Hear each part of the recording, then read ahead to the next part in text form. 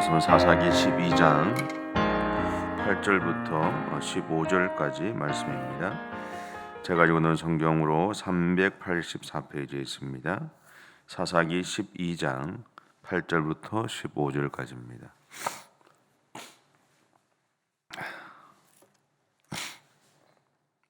우리 함께 봉독하겠습니다. 그 뒤를 이어 베들레헴의 입산이 이스라엘의 사사가 되었더라. 그의 아들 30명과 딸 30명을 두었더니 그가 딸들을 밖으로 시집 보냈고 아들들을 위하여는 밖에서 여자 30명을 데려왔더라. 그가 이스라엘의 사사가 된 지 7년이라. 입산이 죽음에 베들레헴에 장사되었더라. 그 뒤를 이어 스불론 사람 엘론이 이스라엘의 사사가 되어 10년 동안 이스라엘을 다스렸더라. 스불론 사람 엘론이 죽음에 스불론 땅 아얄론에 장사되었더라. 그 뒤를 이어 비라돈 사람 힐렐의 아들 압돈이 이스라엘의 사사가 되었더라. 그에게 아들 40명과 손자 30명이 있어 어린 낙이 70마리를 탔더라. 압돈이 이스라엘의 사사가 된 지 8년이라. 비라돈 사람 힐렐의 아들 압돈이 죽음에 에브라임 땅 아말렉 사람의 산지 비라돈에 장사되었더라. 아멘. 사사 입다 이후에 베들레헴 사람 입산, 그리고 스불론 사람 엘론, 그리고 에브라임 사람 압돈이 이제 이스라엘의 사사가 됩니다. 이들이 사사로 있었던 기간은 7년, 또 10년, 8년 정도 되죠. 그런데 이들이 사사로 있었던 이 기간 동안에는 특별히 대적과의 싸움이 등장하지는 않습니다. 그렇다면 하나님 왜 이들을 사사로 세우셨을까라는 겁니다. 이들을 통해서 우리에게 무엇인가를 알게 하시기 위함이 아닐까라는 생각을 하게 됩니다. 이러한 의문을 가지고 이렇게 본문을 묵상하던 중에 첫 번째 제 눈에 들어온 것은 입산이라는 사람입니다. 그의 자녀는 남자가 30명이고 여자가 30명이라고 성경은 이야기를 하죠. 이것은 그가 많은 아내를 두었다라는 것을 간접적으로 우리에게 알게 합니다. 물론 한 명이 낳았을 수도 있죠. 근데 한 명이 낳기는 조금 많은 숫자니까 많은 아내가 분명히 있었을 거라는 것을 추측할 수 있습니다. 하지만 하나님은 한 남자가 많은 아내를 취하라고 하신 적이 없습니다. 물론 후손을 낳지 못하는 경우에는 종을 통해서 후손을 잇고자 했던 시도들은 성경에 많이 있습니다. 그러기에 많은 아내를 취한다는 것은 결국은 가나안의 풍습이죠. 그러니까 이렇게 생각해 보았을 때 지금 입산의 삶에는 그가 사사임에도 불구하고 당시 가나안 사람들의 삶의 패턴들이 상당히 포함되어 있었을 거다라는 생각을 하게 됩니다. 다시 말하면 입산이 당시 가나안 사람들의 이 삶의 영향을 받고 살았고 또 하나님은 그것을 간접적으로 이스라엘 백성들에게 경고하시고 있다라고 볼 수 있다는 거죠.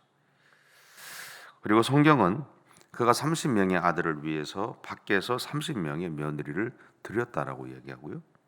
30명의 딸을 위해서 딸은 밖으로 시집을 보냈다라고 그렇게 증언을 합니다. 여기서 말하는 이 밖이라는 대상에 대해서 다른 번역서를 보면 다른 집안이라고 그렇게 번역이 되어 있습니다. 여기서 말하는 이 다른 집안에 대해서 두 가지를 생각할 수 있는데, 첫째는 뭐냐면 같은 이스라엘 공동체지만 다른 지파 사람들과 혼인했다고 볼 수 있습니다. 같은 입장에서 이 학자들은 같이 보는 입장에서 학자들이 보는 것은 뭐냐면 부족 간의 정략 결혼이 아니었을까. 다시 말하면 그것을 통해서 부족 간의 어떤 자녀들을 통한 결혼을 통해 자신들의 권력과 영향력을 강화시키려는 그런 정책들이 아마 여기 있지 않았을까 보고 있어요. 하지만 반면에 그들이 거주하고 있던 가나안 족속의 집안과 혼인했다고도 볼 수 있습니다. 이렇게 생각하는 이유는 그가 가나안 사람들처럼 많은 아내를 취했기 때문에 그렇습니다.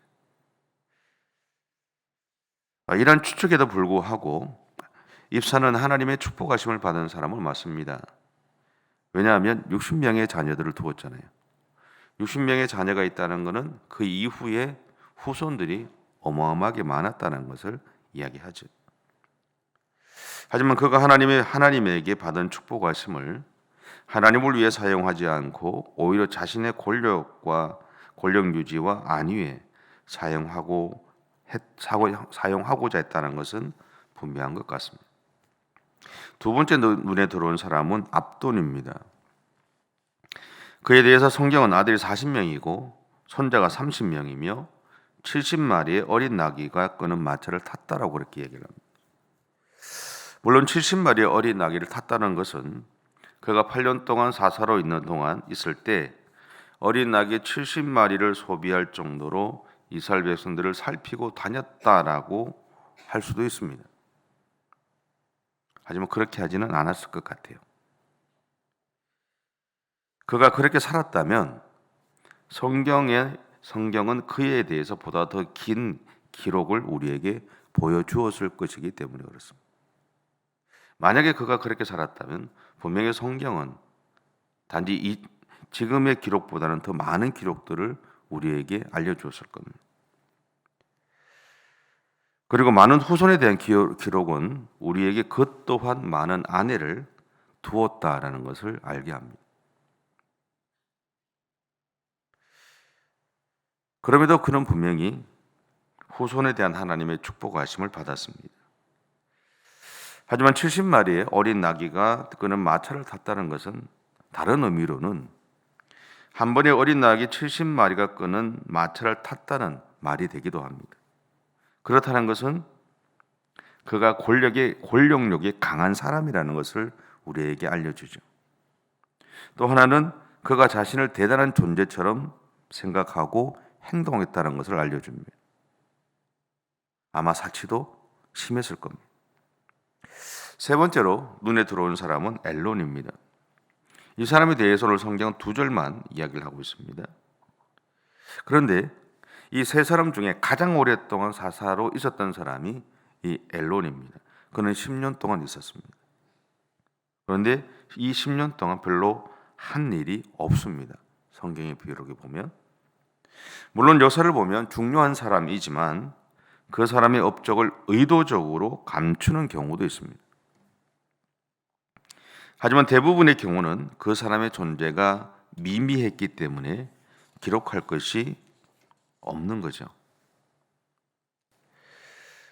이런 세 명의 사사를 보면서 제 안에 들었던 생각은 내가 어느 자리에 있는 것도 중요하지만 더 중요한 것은 내가 서 있어야 할 자리에 대한 분명한 인식을 가지고 살아가는 겁니다. 그리고 하나님의 사람으로 살아가고자 하는 사람은 그게 합당한 삶의 태도와 그것을 유지하며 살아가기 위한 자기 자신과의 싸움에 게으르지 말아야 한다는 거죠. 이것을 한마디로 표현하면 자기 관리라고도 할 수 있습니다. 그렇다고 해서 완벽하게 그렇게 살라는 말이 아닙니다. 그렇게 살아가기 위해서 노력하자라는 것이죠. 왜냐하면 완벽하게 살아가는 사람은 없기 때문에 그렇습니다. 그리고 완벽하게 살 수 있는 사람도 없습니다. 그냥 우리는 늘 부족함 가운데 실수함 가운데 살아가죠. 그리고 그렇지만 그럼에도 불구하고 우리는 예수 믿는 사람으로서 예수님을 닮아가려고 애를 쓰고 그렇게 노력하며 살아가는 것이죠. 하나님은 우리가 완벽하기 때문에 우리를 사랑하시는 것이 아니고 우리가 하나님의 뜻에 합당하게 살아가기 때문에 우리를 사랑하시는 것이 아닙니다. 그냥 우리가 하나님의 자녀이기 때문에 우리를 사랑해 주시고 그리고 기다려 주시고 우리와 함께 해 주시는 것이죠. 그리고 우리가 하나님의 자녀이기 때문에 우리가 하나님의 자녀답게 살아가도록 우리를 도우시는 겁니다. 우리가 내 자녀들을 바르게 성장시키기 위해서 우리의 혼신의 힘을 다해서 그들을 세워주는 것처럼 도와주는 것처럼 하나님 또한 우리를 향해서 그렇게 오늘도 일하고 계신다는 겁니다. 그러므로 세 명의 사사를 통해서 우리에게 오늘 성경이 말하고자 하는 것은 세 가지 정도 있습니다. 첫째는 나를 부르신 하나님의 마음을 기억하며 살아야 한다는 겁니다. 두 번째는 하나님의 사람으로 내가 어떤 삶의 태도와 생각을 가지고 살아야 하는지 항상 고민해야 한다는 거죠.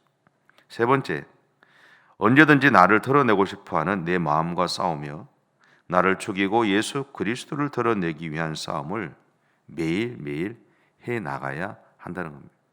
어쩌면 이것은 우리에게 주어진 숙제이기도 할 것이고, 어쩌면 우리가 하나님 앞에 설 때까지 우리가 가야 될 믿음의 여정 속에서 우리가 감당해야 될 몫이기도 할 겁니다. 근데 하나님은 우리가 그렇게 살아가 주기를 바라시고, 그렇게 우리의 삶을 통해서 오늘도 하나님의 영광 받는 삶이 펼쳐지기를 원하십니다. 그리고 그렇게 살아가는 우리와 오늘도 함께 하셔서 우리의 걸음걸음들이 복되게 해 주실 것입니다. 기도하겠습니다. 사랑의 주님, 감사합니다.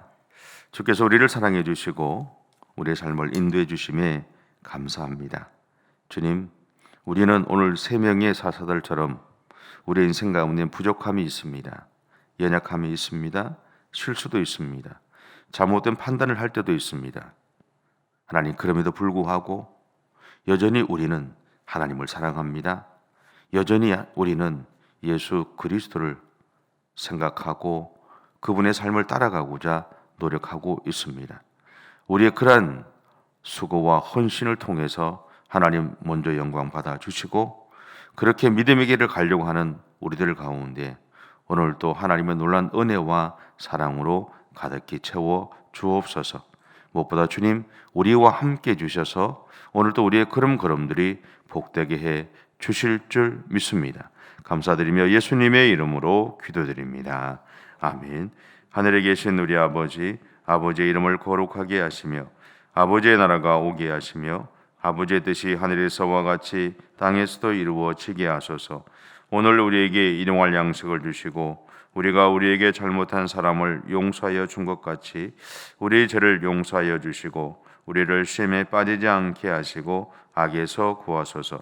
나라와 권능과 영광이 영원히 아버지의 것입니다. 아멘. 우리 교회를 위한 기도하시고 나서 우리 교회를 위해서 또 우리 환우들 위해서 그렇게 기도해 주시면